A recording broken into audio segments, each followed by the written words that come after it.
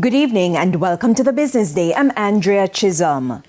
There's a cost that Caribbean nations have to pay for peace. From increased police presence to advanced technology, governments across the region are being forced to pump millions of dollars to ensure safer societies. Ramarda Lyons reports. Instability. It's what developing countries strive to prevent, as crime statistics dampen the vibrance of the Caribbean. But there's a cost for peace and security. Foreign Affairs Minister Kamina Johnson-Smith says the island is seeking to comprehensively address the issue of gangs, crime, and violence. The government has taken on several initiatives which are costing millions. We've embarked on a mission of transforming and strengthening our security forces and agencies while preserving human rights, increasing operational efficiency, and delivering high-quality policing services to the public. And where technology is concerned, we continue to expand CCT networks in collaboration with our stakeholders, have increased mobility and introduced new equipment and technology, including forensics. We've also introduced new community policing models. A big problem in Barbados, weapons from outside. This scourge caused by guns manufactured in the United States of America primarily also requires a fundamental reset.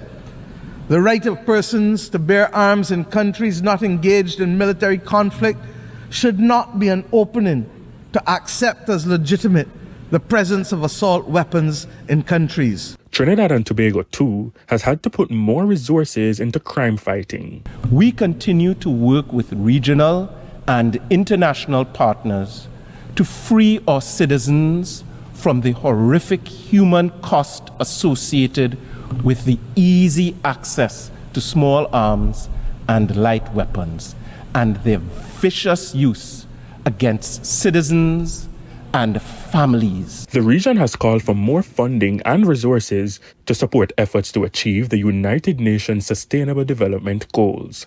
Ramarda Lyons, TVJ News. The government is moving ahead with the plans to receive applications for an integrated resort license for St. James.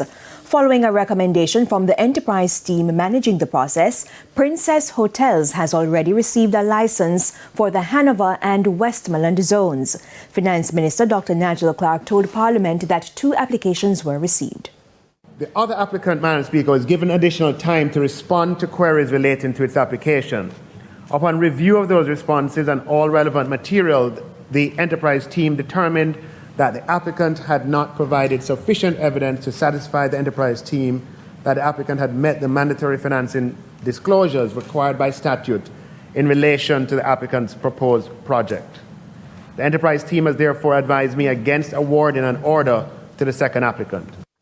An integrated resort must have a minimum of 1,000 hotel rooms. 500 of the rooms should be luxury rooms. The minimum capital investment is $450 million.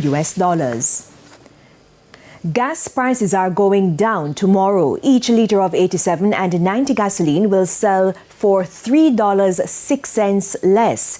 Diesel will decline by 53 cents, while ultra-low sulfur diesel will drop by 50 cents. Kerosene will, however, go up by 25 cents. 6 cents will be cut from the price of propane, while butane will increase by 25 cents. Banks and cambios are selling the American dollar for an average $158.83. The Canadian dollar is being sold for $118.38.